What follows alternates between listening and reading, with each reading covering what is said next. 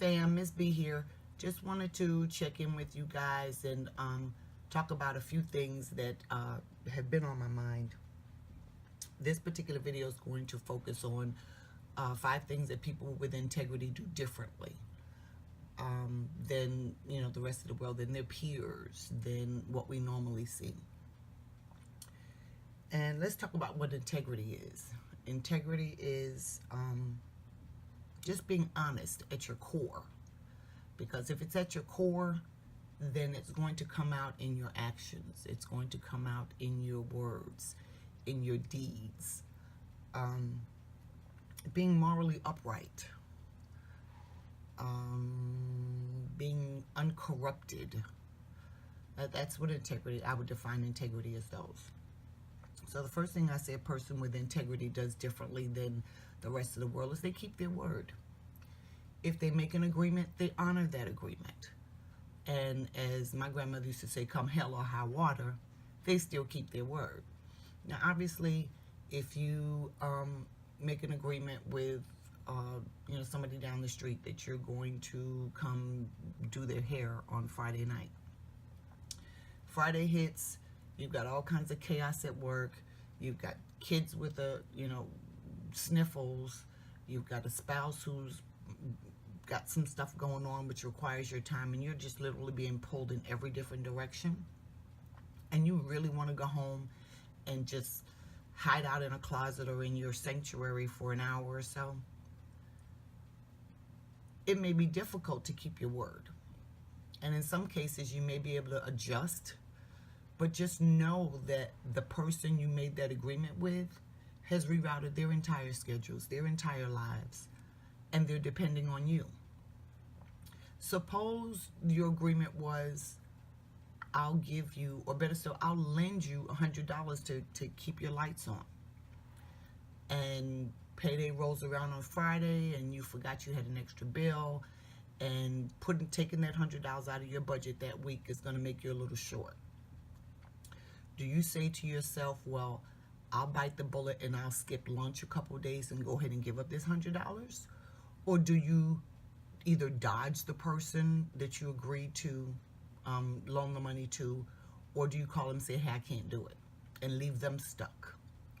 Now remember, they have been depending on you all week because they need to get their lights on. They'll keep their lights on. So in essence, your selfishness, your lack of integrity in that case would not only hurt them, but probably hurt their kids, because now their lights are going to get cut off. They could be waiting. Payday might not be until next Wednesday for them. And it's not that they're blowing money or cracking it up or anything like that. They just may not have it for whatever the reason. And you agreed to lend it to them, so follow through with your agreement. Because when we don't keep our word, we impact so many other people, usually in a negative way, because other people have rerouted their lives, their schedules, their plans, and they're depending on the agreements that we made. Next, a person with integrity is going to stand up for what is right. I'm a biggie on this for those who know me, and I believe you stand for what is right. You don't have to like the person. I mean, there have been some people in my personal life that I personally did not like and would not want to be around if I didn't have to be around them. But right is right and wrong is wrong. And situations have arisen to where they were being treated unjustly, or something, a lie was being told on them. And I knew better.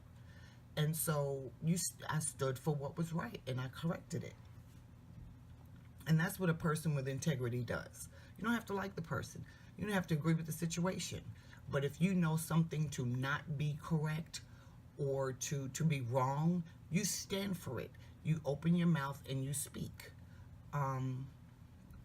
If it means you have to go to the person or the entity that's doing wrong, if it means you have to go to the person that's being wronged, if it means you have to go, even if it means you have to go to court, if you have to go into a courtroom and say, yes, Your Honor, I don't like this situation, I don't like being in the middle of it, but yes, I did see her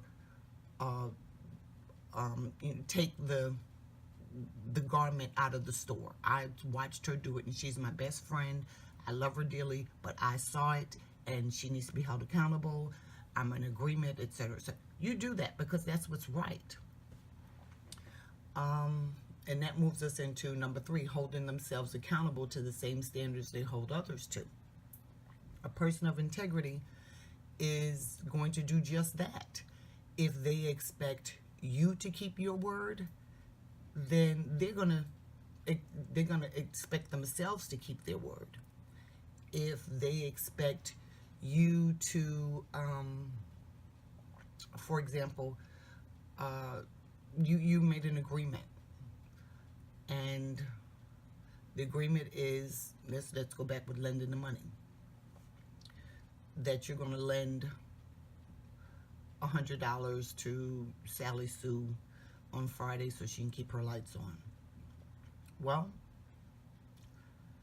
the expectation is that if they're in the same situation and they're faced with the same chaos as well, the same decisions, that they would do the same thing. They would go ahead and follow through on their commitment as well. And by the same token, that accountability also means taking ownership of the things that you do. If you expect others to admit when they do wrong, then you be willing to admit when you do wrong. As a matter of fact, be the first person to admit it. That's my personal philosophy. When I do something wrong, I'll go right to the person, like, look, you know what? I got a confession. And I'm prepared to take whatever tongue lashing that they're going to give out. And as a young girl, if it meant a whooping, I got my whooping and been done with it. Even on the jobs. If I do something wrong, go straight to my boss. Look, I've got a confession. Just go ahead and put it on out there. This is what I did. And if they're open to hearing my reason, I give my reason for doing it. 9.5 times out of 10, there was no backlash.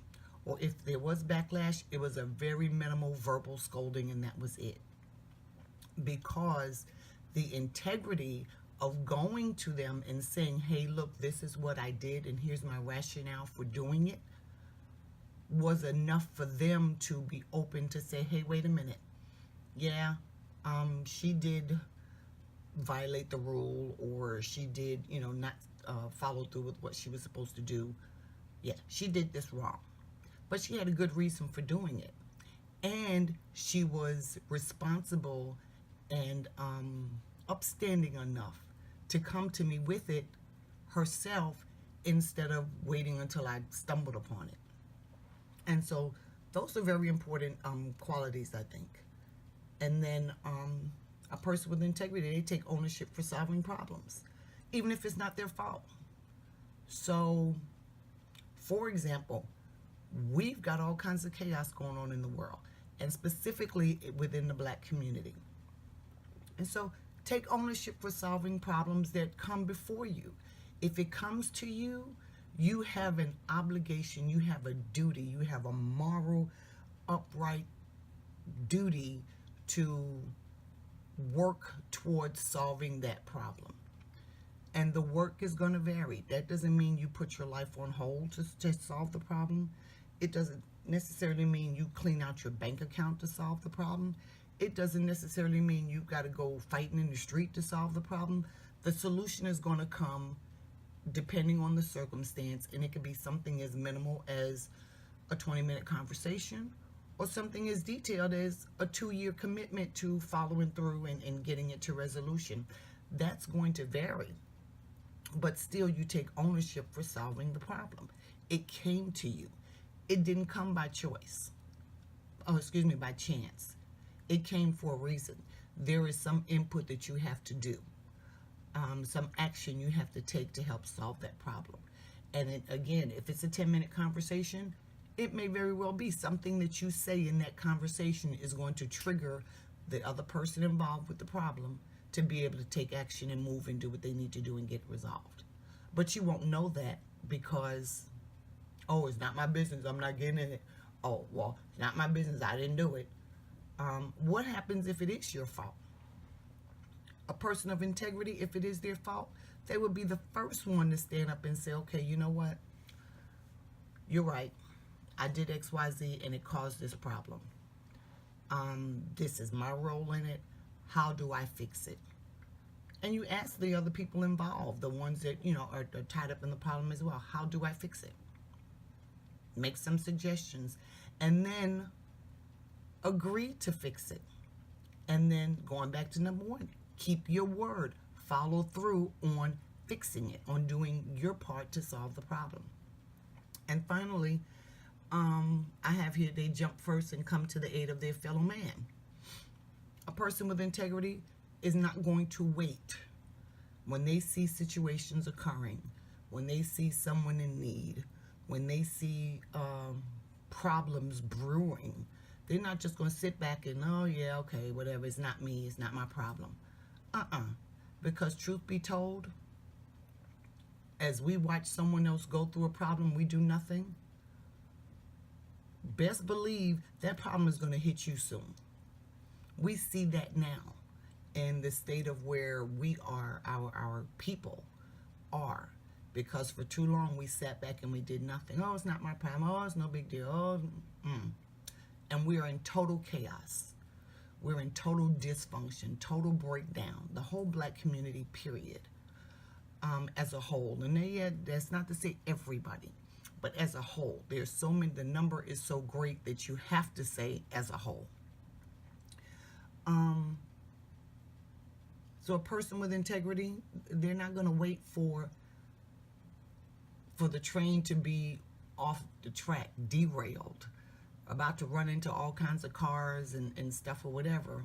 No, they see that the train was moving too fast 10 miles ago. And they did what? They went and knocked on the door to the conductor and said, "Conductor, are you all right? We're going way too fast. It's unsafe." Or they pull the emergency brake if necessary.